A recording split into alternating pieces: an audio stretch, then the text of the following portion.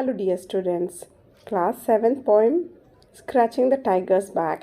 Here I have brought summary for you. बहुत demand आ रही थी इस पोएम की समरी की, so I have made the video.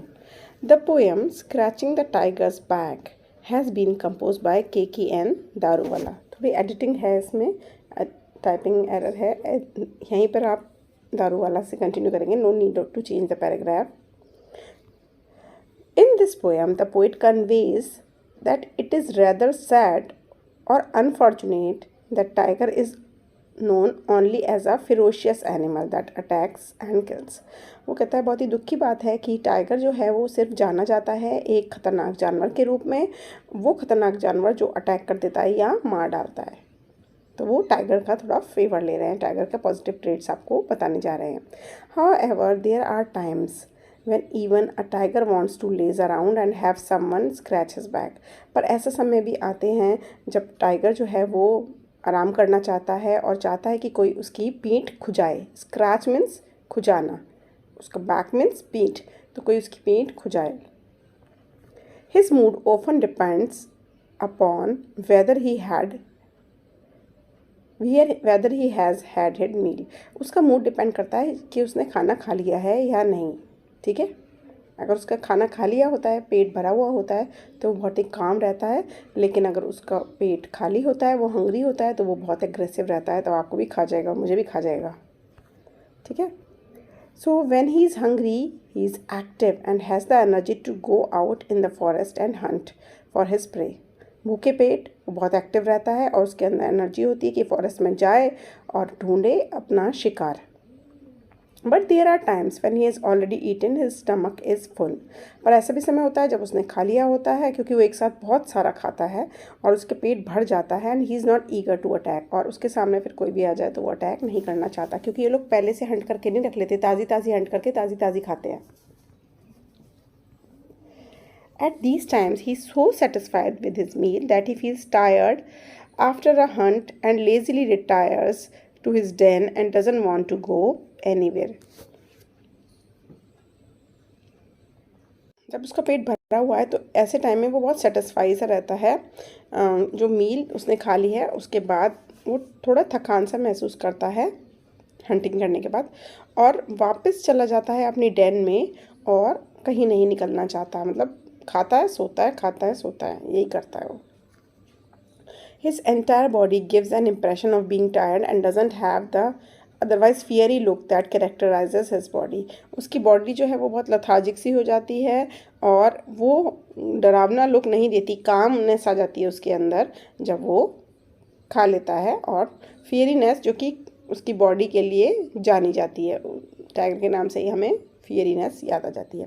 The dull of his skin and stripes convey his reluctance to do anything except relax.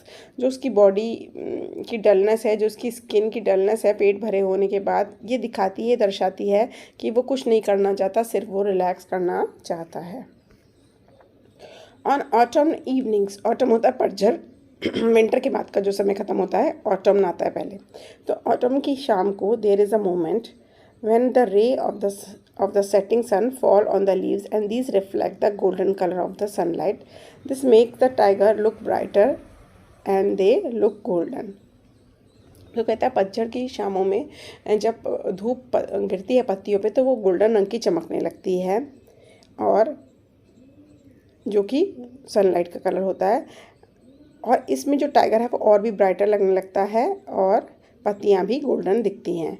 But they also cast a shadow which is black. और पत्तियों के ऊपर के हिस्से में जहाँ धूप पड़ रही है वो तो गोल्डन रहती है, और पीछे का हिस्सा जहाँ शेडो होती है वो ब्लैक रहती हैं. और ब्लैक पार्ट बॉडी में भी होता है, हल्का ब्लैक पार्ट का शेड टाइगर की बॉडी में भी होता है.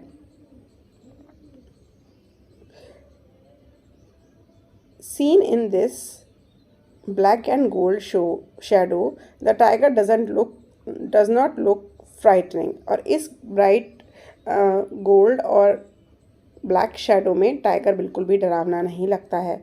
You will be affected by the sight of the tiger and you will not have nightmares in which tiger will appear as a print of black and gold daggers.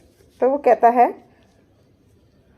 कि तुम उसके नज़ारे से, यानी कि तुम उसकी झलक से डरोगे नहीं और तुम्हें सपने में भी वो डरावना नहीं दिखेगा। अगर वो ब्लैक एंड गोल्ड टाइगर्स के प्रिंट में आता है आपके सपने में तो वो आपको बिल्कुल भी डरावना नहीं लगेगा, क्योंकि इस समय वो सेटिस्फाइड है। If out of fear you still dream of it, लेकिन अगर तुम्हें फिर भी डर के मारे कोई सपना आता है, he will not be charging in these dreams, वो इन ड्रीम्स में खतरनाक नहीं दिखेगा। He will not be killing trying to kill anyone, वो किसी को मारना नहीं चाहेगा। He will enter your dreams softly without roaring and he will not disturb your peaceful sleep, वो आपकी सपने में आएगा और चला जाएगा, लेकिन आपको सपने में भी नहीं डराएगा। मीन्स जब उसका पेट भरा होता है वो इतना ज़्यादा शांत होता है। और ये ऑटम इवनिंग की बात हो रही है। All he will say is that he is fine, सिर्फ आपके सपने में अगर आएगा ही तो वो कहेगा, वो ये कहेगा कि वो सही है, because he has had a good meal in the afternoon and so he is not looking for more meat. वो कह रहा है कि वो कहेगा आपसे कि मेरा तो भैया पेट भरा हुआ है और मुझे और कुछ नाश्ता पानी नहीं चाहिए, और मैंने दोपहर ही काफ़ी पेट भर के खाया, क्योंकि बहुत खा लेते हैं एक बारी में, 3-3 दिन तक कुछ नहीं खाते उसके बाद। He will explain that he is just another creature created by God like all of us. वो आपसे कहेगा कि उससे डरने की ज़रूरत नहीं है, वो भी एक इस तरीके का क्रिएचर है जो भगवान ने बनाया है आपकी और हमारी तरह। Just as everyone has both bad and good traits in them, the tiger is also a combination of good and evil depicted by his gold and black stripes. जैसे आप और मैं, हमारे अंदर अच्छाइयाँ भी हैं बुराइयाँ भी हैं, इसी तरह सभी ह्यूमंस में अच्छाई और बुराई होती हैं। तो वो कह रहा है अच्छाई और बुराई सिर्फ आपके अंदर ही नहीं, मेरे अंदर भी होती है। मैं भी एक अच्छा जानवर बन जाता हूँ जब मेरा पेट भरा हुआ होता है। मैं तो सिर्फ गुस्सा तब करता हूँ, मेरे अंदर की बैड ट्रेट्स तब बाहर आती हैं जब मैं भूख के मारे पागल हो रहा होता हूँ। और ये गुड और ईवल जो मेरे अंदर है वो मेरी बॉडी के ब्लैक और गोल्ड स्ट्राइप से नज़र आता है।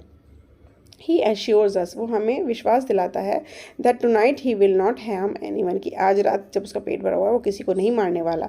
With this assurance he announces that he can scratch that we can scratch his back in order to make him feel good.